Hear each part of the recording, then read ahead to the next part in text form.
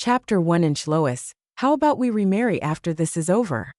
I was sitting on a stone bench in the backyard, lost in thought, when Nathan Baldwin walked up to me with Ginny Price, right behind him. That it was just 3 hours ago that Ginny had been exposed by the tabloids as possibly Nathan's mistress. The whole internet dug up her past and called her everything from a homewrecker to the woman who had interfered in my perfect relationship with Nathan. Nathan's image as a loving husband fell apart, and his company's stock price plummeted. In my last life when Nathan came to me with the divorce papers, I had been so furious that I ripped up all the roses he had grown for me in the garden. I had screamed at him, demanding to know what his relationship with Ginny was. She was just his mentor's daughter, and there were a million ways he could have handled the situation. Instead, he chose to sacrifice me. All of that just to keep Ginny from spiraling into deeper depression. What Nathan didn't know was that during the same time the scandal was trending, I had been diagnosed with moderate depression myself. Lois, Nathan called out again, pulling me back from my thoughts. I lowered my gaze to the divorce papers on the stone table before me. Nathan dropped to one knee at my feet, his deep eyes staring up at me, his warm hand enveloping mine. His voice was soft, almost pleading as he said, "Lois, please. Do it for me, okay? We'll announce that our marriage has been on the rocks for a while. We planned to divorce a year ago, but we just couldn't find the right time." I didn't respond right away. Behind him, Ginny stood in a white dress, wearing Nathan's coat over her shoulders. Her lips were pale, her eyes red and swollen. "Lois, please, I'm begging you. My mom committed suicide because of online bullying and depression. I don't want to end up like her. Please help me." Just as she was about to bend down to kneel, Nathan moved quickly, caught her, and pulled her into his arms. His face darkened, and he scolded her softly. "What are you doing?" Ginny choked up, her voice fragile, full of tears. She lowered her gaze, trying to hold back the sobs. I just want to make it easier on Lois." At that point, Nathan's patience snapped. His face twisted into a look of frustration, and he turned to me, his earlier tenderness vanishing. "Lois, I didn't come here to negotiate with you. I've already made up my mind. If you refuse to sign, don't blame me." I looked up at him, and he stopped mid-sentence. But I knew what he was going to say. He was going to say, "Lois, you know how I handle things. I've got 100 ways to make you sign those papers. You can drag this out and fight me in court, but you'll never beat the lawyers from Baldwin Group." Those were his exact words in my last life. It didn't take long before I was framed and sent to a hotel room with several male escorts. The perfect evidence for my so-called affair.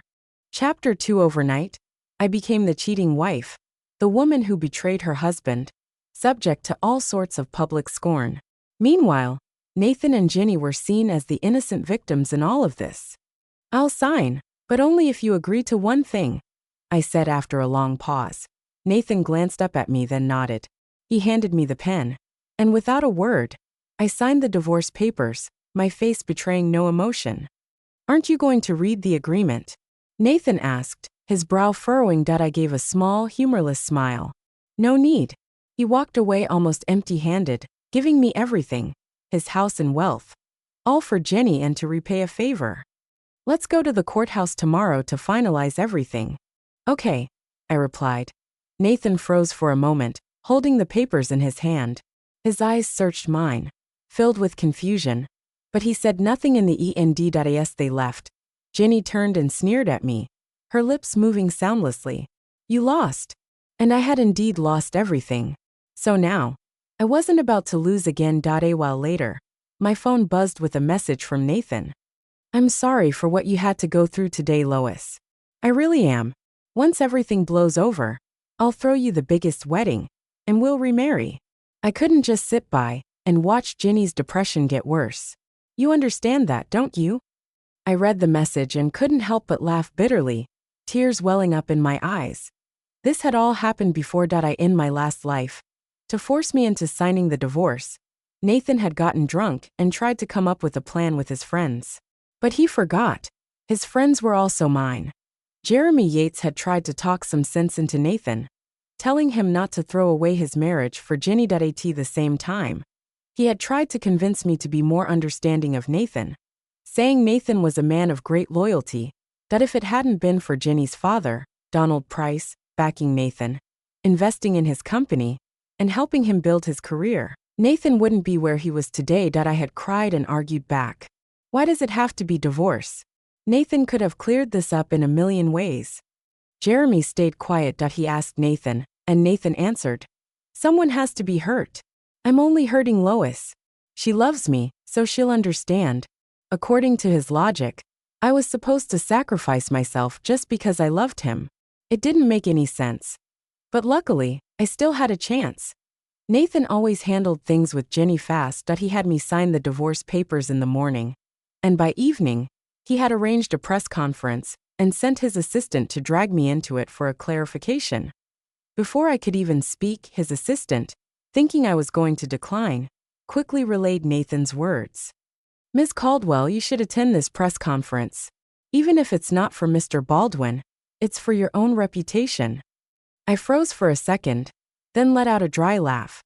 Nathan was threatening me that he was using the same tactics he had last time to force me into submission, to smear my name and watch me struggle under the pressure of public opinion. Eventually, I would have no choice but to back down. I still couldn't figure out if Nathan saw me as his wife or his enemy.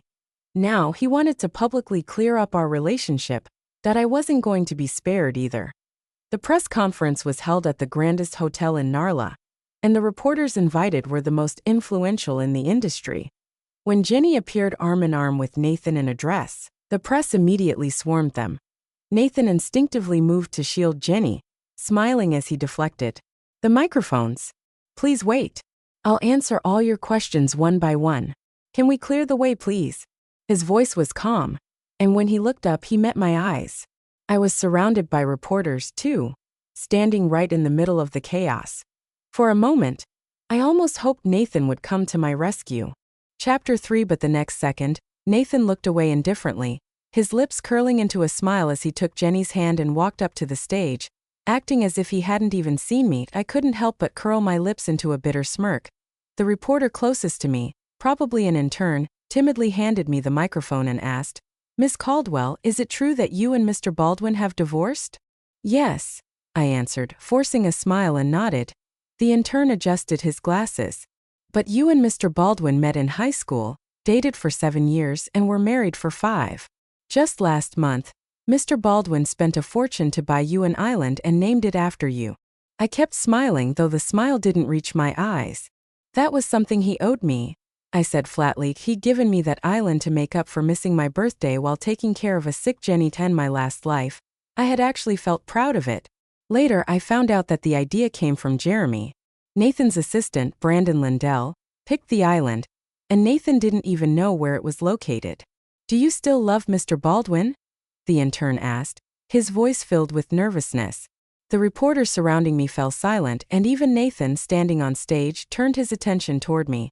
His brows furrowed slightly. I looked at him for a brief moment, then curved my lips into a smile and said, "No, I don't love him anymore."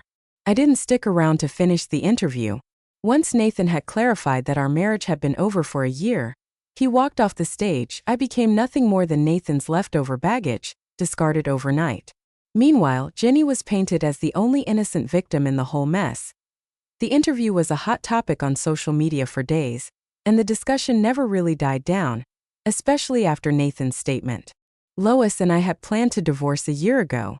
We just didn't find the right time. We wanted to keep it low-key, but now it's affecting innocent people, so we had to make it public. Ginny is not the cause of our marriage falling apart. She's my mentor's daughter, and it's only natural that I take care of her. I hope everyone can view this situation with reason." Some fans were led to believe that Nathan and I divorced because I couldn't stand the idea of his and Jenny's pure sibling-like bond, twisting their relationship into something dirty. They called me petty and accused me of being too small-minded, saying that after 5 years of marriage, I hadn't learned anything about loyalty and love from Nathan. The discussion simmered for several days. I became the target of public ridicule. After receiving the divorce certificate at the courthouse, I stepped outside when Nathan called after me. "Don't take what's being said online too seriously," he said. "It'll blow over soon, and people will forget." I stopped in my tracks, a soft, cynical laugh slipping out. How could the difference in public opinion be so stark? Lois, it'll be the new year in 2 months. How about we remarry next year? He looked at me and stepped closer, but I took a step back, my expression unchanged. My gaze drifted to the reporters, held at a distance by bodyguards nearby. Nathan seemed to realize that it wasn't the right time. He stopped in his tracks. Lois, I'm planning to go back to Holnia. It's been a long time since you've been there. You should visit. I'll come to pick you up after the new year. I'm not going back, I interrupted calmly. His smile froze on his face and confusion crept into his eyes that I continued. When I agreed to sign the divorce papers, you promised me one thing. It's time for you to keep that promise.